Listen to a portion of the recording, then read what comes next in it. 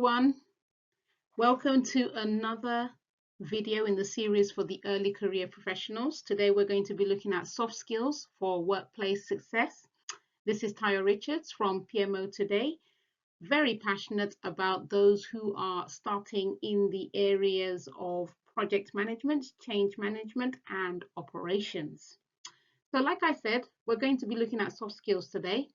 And we're also going to look at how these should be incorporated into development programs specifically for those who are just starting out their careers. Let's take a look. So a little bit about me. As I said before, very much into project management. So I'm a project management professional. I set up project management offices. So it could be a project office, program office, or a portfolio office, very much into change management. I lead on delivery. I'm also very heavily involved in operations, strategic management, and financial management. I'm what is known as a PMO certified practitioner. I'm also certified in change, Prince 2, earned value management, and also I'm also certified as a bookkeeper as well. I'm a trainer. I mentor career professionals. I speak on project management and various other business areas. I'm a volunteer PMI/PMOGA, which is PMI is the Institute for Project Management, the global institute, and they've recently, not too long ago, acquired PMOGA, which is a PMO Global Alliance, very much focused on the project management side of things. I'm one of their volunteer judges. And generally, I work in the area of transformation, change, continuous improvement, and that tends to be in technology, finance, and human resources. So that's just a bit about me. So, as a early career professional, are you prepared? Are you prepared for the ever evolving expectations in the workplace? Not only are we expected to be quite clued up with what we call technical skills or hard skills, we are also equally expected to be clued up with soft skills. Soft skills, they're the personal skills that help us work well with others, help us adapt to different situations. It's about communication, it's about teamwork, it's about being able to solve problems. It's being able to manage time, it's being able to prioritize. All of these things are expected of us as a standard in the workplace. I often hear people in the workplace say that they would choose someone with the right attitude 100 times over than someone who was very capable technically or operationally. If you could just imagine two people who are just as skilled from a technical perspective, but one happens to have a very positive attitude and another not so positive, you will find that even though the other person is just as highly skilled as their counterpart, because of that negative attitude, they are going to find that more people gravitate towards their counterpart rather than them. And so what I'm trying to do in this presentation is to talk to all of us really, as well as early career professionals, to look at those soft skills. What are those soft skills that are needed from us in the workplace? Do we have them? Do we need to work on them? It might be that in certain professional settings, there is a need more for conflict resolution. There is a need more for critical thinking because of the nature of the work that needs to be done. So one of the things that you should be doing as an early career professional is understanding What are the specific soft skills that are needed in your environment? So here we have the Chartered Institute of Personnel and Development. They are the UK's professional body for experts in human resources and learning and development. And they have a publication called People Management. And this article was last year in August. And you can see the headline. It says 2/3 of employers value soft skills more than educational qualifications when hiring. Research proves that right now. To help us put things into perspective, we're going to look at these soft skills and we're going to look at them in a imaginary scenario. So here's the scenario. 5 newly employed early career professionals. They come from different departments, different backgrounds. They have been assigned to support the implementation of a new artificial intelligence system.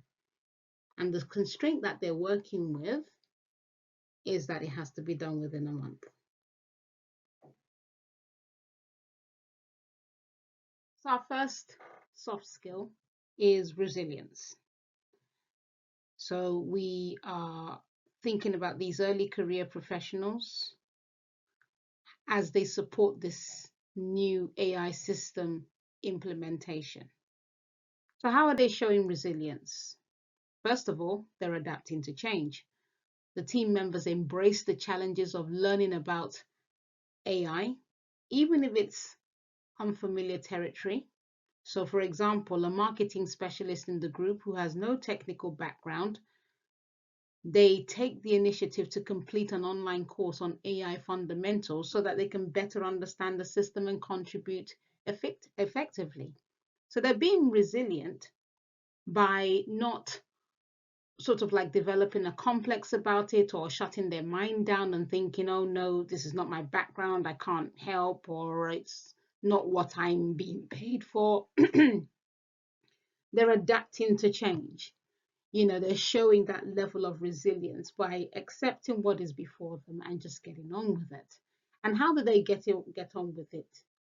Because they could actually just kind of like just show up and not really contribute. No, they're going to go and find out more about the AI system and AI basics so that they can be part of that whole process.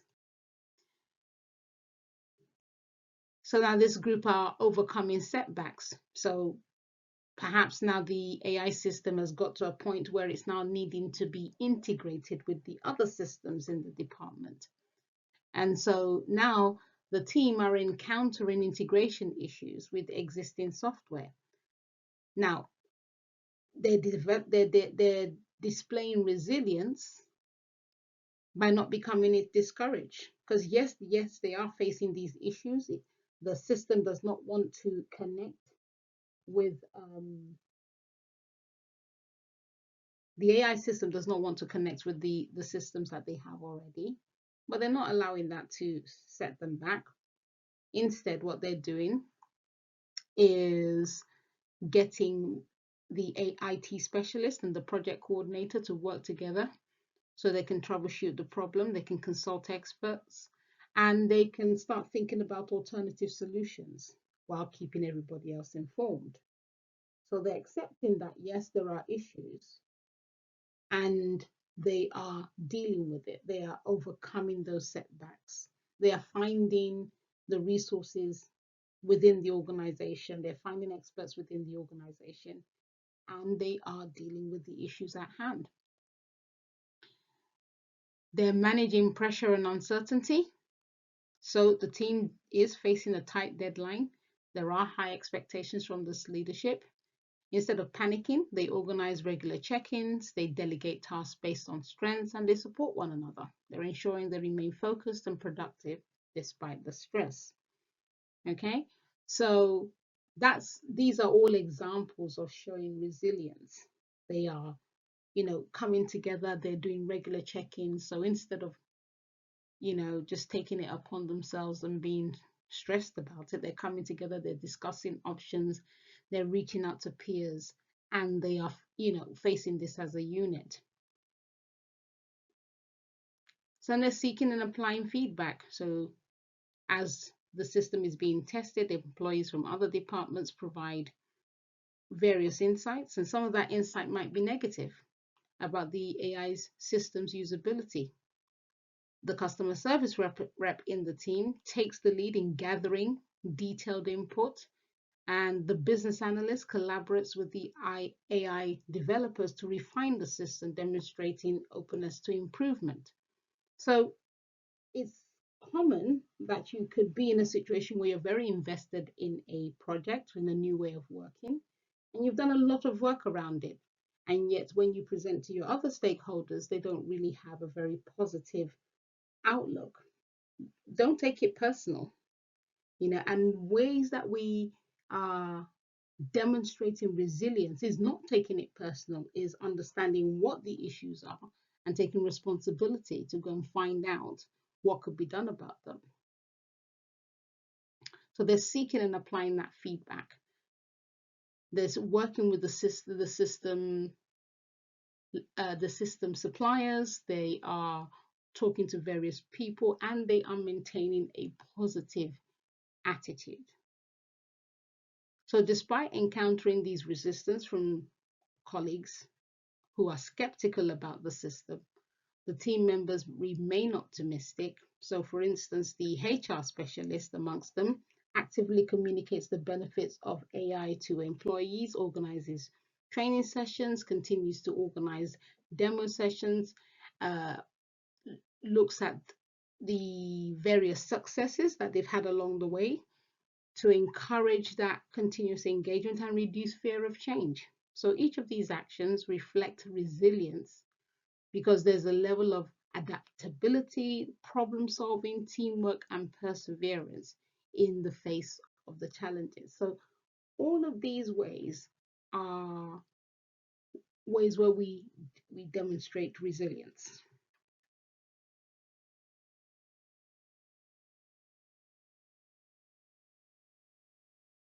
Okay, so let's look at communication and what that could look like. So here's an example. So they're in a team meeting now. The IT specialist is explaining how the AI system integrates with the other systems. And so the marketing professional who is unfamiliar with technical terms, they are listening attentively. They're asking questions that are relative and that will help others. So they're demonstrating that engagement, and they're ensuring that they're really following along what's happening. Then we have another example. The HR representative is responsible for training employees on using the system. So instead of using complex jargon, they explain. They say, think of this AI tool as an assistant that automates repetitive tasks like sorting CVs, so you can focus on interviewing the best candidates. This makes the information more accessible to all employees. So again, they're looking at, okay, what is the relevance? How does it help everybody else? Sometimes you're in a situation whereby people just talk just for the sake of talking, and it's not really adding any value to the organization, to the whole conversation. And then we have another example of good demonstration of soft skill, adapting communication styles for different audiences. Now, this is really key. So here's an example. The finance team member presents cost-benefit analysis data to the leadership team. They use clear, executive-friendly language. So they'll say something along the lines of, this AI system will save us 20 hours per week in manual data entry, reducing errors and increasing efficiency. But when discussing the same data with the IT team, they would probably include more technical details about system maintenance costs. So it's all about understanding who you're speaking to and what they need. So for the decision makers, for the execs, They just need to know, they need to understand how they can better make decisions. And for the IT perspective, they needed to know what the system maintenance costs are likely to be so that they could get their budgets right. Open and constructive feedback, and the operative word here is constructive. The operations professional notices that employees struggle with a specific AI function. Instead of blaming, they say, we've noticed that some employees find the AI dashboard confusing. Could we simplify the layout or offer a quick tutorial? So what is being done there? It's about noticing that something's not quite right, but feeding that back in such a way that it's about, okay, how are we going to fix this? How are we going to collaborate and solve this problem? So it's not about pointing fingers or blaming anyone. It's about, there's an issue, let's resolve it, let's work together. And then lastly, we've got conflict resolution and diplomacy. The team disagrees on the AI rollout timeline. IT wants more testing time, but HR needs it launched for an upcoming hiring cycle. The marketing professional mediates by saying, let's find a middle ground. Could we launch a pilot version for HR while IT finalizes testing? So you must always be that person in the group that you're always trying to not take sides, be as objective as possible. And even where it's obvious that, there's somebody that's very much in the wrong, it's about being that mediator, that person who's always finding solutions for everybody for everybody to be able to work together. Okay, so those are different examples of how we demonstrate solid soft skills and from a communication perspective. Let's look at emotional intelligence next. So remember, we are still imagining that there's this group of early career professionals. They've been put together to support the rollout of a new AI system. And so, what do we mean if we say people have a high level of emotional intelligence? We have intellectual intelligence, we have physical intelligence, emotional intelligence. What do we mean by that? So here's an example. Each team or each member of the team recognizing their strengths and weaknesses regarding AI knowledge, and they're open about it. They're open about their learning needs. One team member who's a natural analytic, acknowledges that they tend to focus on technical details and asks others to help them consider human impact factors. So self-awareness. You have a high level of emotional intelligence where you're quite aware of your strengths and your weaknesses. So what is being demonstrated there is that person who's very strong and recognizes that they're very strong on their ability to see things from a technical lens, they are asking their team members to help them by pointing out when they're doing too much of that, and there's a need to start considering human impact factors as opposed to just the technical factors. So that's what that scenario that is playing out, that's what that looks like. Then we have self-regulation. So when a meeting becomes tense due to differing opinions on AI implementation, a team member takes a deep breath before responding, ensuring that they remain calm and constructive. So rather than reacting defensively to feedback from senior managers, they process the criticism and respond thoughtfully with a solution-oriented mindset. So it's about keeping yourself in control, keeping your emotions in control. Often we are told if you haven't got anything positive to say, probably best to not say anything at all. And then we have motivation. The team members show enthusiasm for learning about AI and take initiative by attending optional training sessions to enhance their knowledge. Even when they're facing setbacks, they remain positive and proactive in finding alternative solutions, keeping that motivation level high. You demonstrate a high level of emotional intelligence when you're able to keep yourself motivated, being responsible for your own level of motivation. Empathy. This is such a significant one. When a colleague from a non technical background expresses frustration with the complexity of the AI system, other team members taking the time to explain the process in simpler terms. So those other team members are actively listening to the concerns from that worried employee, and they are bearing that in mind as they're trying to explain the complexities. So that's having empathy for others, and that really, really does go a long way. Really goes a long way. When imagine there's three of you, and one person says the other person is not so great at their job, and you listen and you take that on. And when you are addressing that situation, you're doing it with a level of sensitivity because it's a contentious topic. And always remember that whenever people are sharing with you, you don't necessarily have to have an opinion. You can just act, you just listen, and try and find out and make judgment on your own, based on your own observations, as opposed to just chiming in and agreeing, especially when the situation is negative. And then lastly, social skills.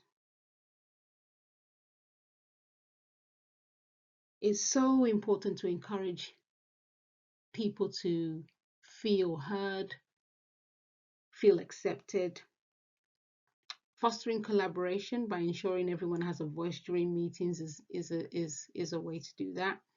Encouraging input from quieter team members. When misunderstandings arise between team members, acting as a bridge, acting as a mediator, clarifying perspectives and promoting that unity. All very all very useful to keep things going, especially when you're dealing with complexity. So all of that are just examples of how we can demonstrate that we have a high level of emotional intelligence. So we've just run through some examples of what it looks like when you have solid soft skills. And what I tried to do there was put it in perspective of looking at it from a scenario of a team trying to work on a project for artificial intelligence, particularly from the eyes of early career professionals.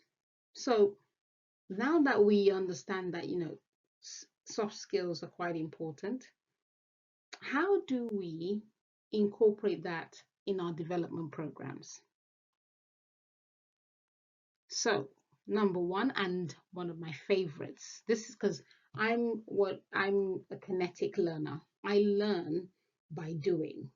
So it's not enough for me to read it in a book or listen to it somewhere. I need to be able to do it for it to be able to stick. So developing soft skills like communication, adaptability, critical thinking, training programs should focus on hands-on learning. This should include real-world simulations, role-playing, and interactive activities that reflect workplace challenges. So these methods will help participants practice problem solving, teamwork, and decision making in real time. So let's take, for instance, simulations of client interactions or AI-driven decisions improve communication under pressure, while role-playing builds empathy, conflict resolution, and persuasive skills in a safe setting. So if we are running a development program, let's say we are designing a program, we need to be able to have simulations and role playing, and talk about feelings.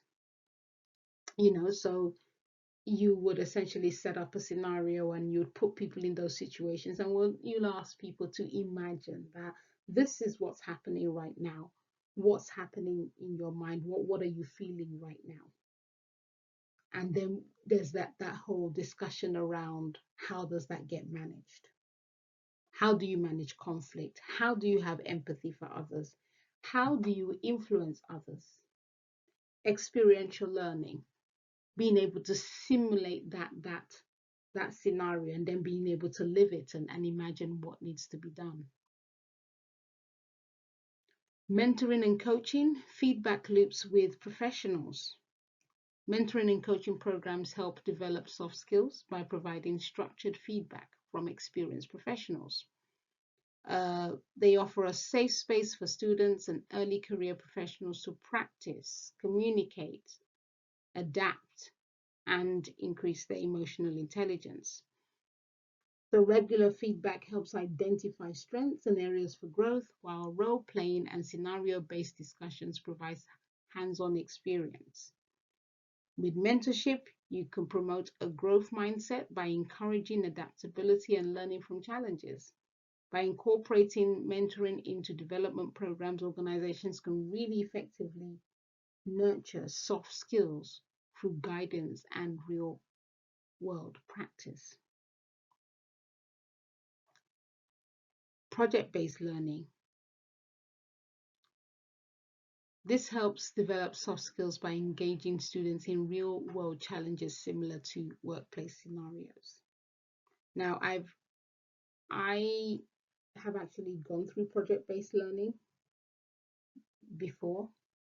One of the training approaches when I started out in project management, it's about 11 years ago now, was actually being put in a situation where I was the project lead, or I was a planner, or I was a business analyst, or I was a technical lead. And essentially, we would be put through our paces. We would create the necessary artifacts. We would create the necessary new ways of working, and we would wear those hats, and we would go through those situations. Self-reflection and assessment, journaling. Journaling is very, very useful. So being able to integrate self-reflection and assessment into our development programs, that would be very useful. Journals help individuals track their learning, their challenges, and progress over time.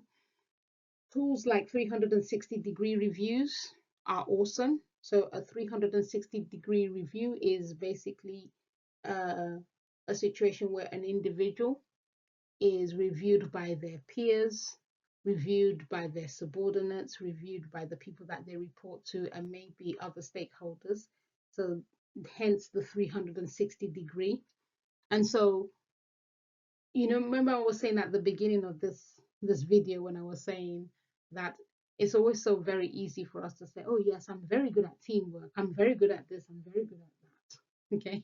So when you do a 360-degree review, you will get different perspectives. You will see how your senior leaders see you. You will see how your peers see you. You will see how anybody that you might be managing sees you. You will see how your stakeholders see you. So being able to have those feedback tools and self-reflection, very useful indeed. And then lastly, gamification and digital tools. Oh, now this is something I would definitely like to try myself. Using gamification and digital tools like virtual reality and AI-driven platforms can really that could really be something, you know. So gamification elements such as points, badges, and leaderboards. So as you are going through a particular development course, being awarded with a point, with a badge, that's what we call gamification. Now, what I'm very interested in is the VR, being able to do that. So VR allows learners to practice real world scenarios like difficult conversations or teamwork. And this is all done in a safe setting, of course. So these are examples of how we can turn learning on its head, how we can go beyond what we usually do when it comes to development. And some of these are and as you can see, all of these require that level of involvement. So it's not a case of, you're reading it from a book, or you're looking at it on the screen and you're giving answers that, they're just one-sided. So these are very interesting ways in which we can really spice development up and incorporate the testing of soft skills as opposed to the testing of technical skills. So in conclusion, soft skills are crucial. They are crucial, and they really do make or break our careers. You could be one of the best at whatever it is that you do, but if the attitude is wrong, if an approach is wrong, if it is perceived that there's more negativity about how you do what you do than positive, then there will be issues. And so what we want to do is, again, it's still keeping ourselves all in that soft skill zone, really. So instead of crucifying people and saying, well, they have a bad attitude and that's it, and before you know it, everybody's avoiding that person like the plague, we are demonstrating the same bad attitudes that we're probably picking up about this individual. So what we want to do is we want to start rethinking development programs. Let's turn things on their head. Let's do more around assessing those soft skills as opposed to technical skills. With technical skills, there tends to be one right answer, whereas with soft skills, there may be different approaches to dealing with a matter. And so practical learning methods that drive long-term success. There's a level of investment that is going to be needed. You can think, when I think about how I was trained in project management, and the fact that all of us were learning how to manage projects, but we were all put in situations. Once we had gone through the theory part, which was for about 4 to 6 weeks, we were then put into projects that were simulated. So we would be project leads and planners, and we would be taken through the paces of, right, this is your project life cycle, now start managing this project. And you never forget that. You never forget the interactions. And they were very interesting interactions, I can tell you that for nothing. So the question is, as I round up, is how do we prepare people for the future? How do we prepare those who are just stepping into these new careers for the very first time? Are we going to be able to invest in some of those examples of experiential learning, simulations? I don't know about VRs, because how many VRs do you to buy for that organization? But it does really get you thinking, doesn't it? It does really get you thinking. And the question is to our talent professionals. What is out there? How is AI being conditioned to help us with this question? Right. So thank you for listening. For more videos aimed at our early career professionals, you will find them by going to our channel on YouTube, and you can leave comments and likes and subscribe. That would all be awesome. And if you have very specific questions, do not hesitate to drop me an email. That's my email address there. And till next time, speak to you soon.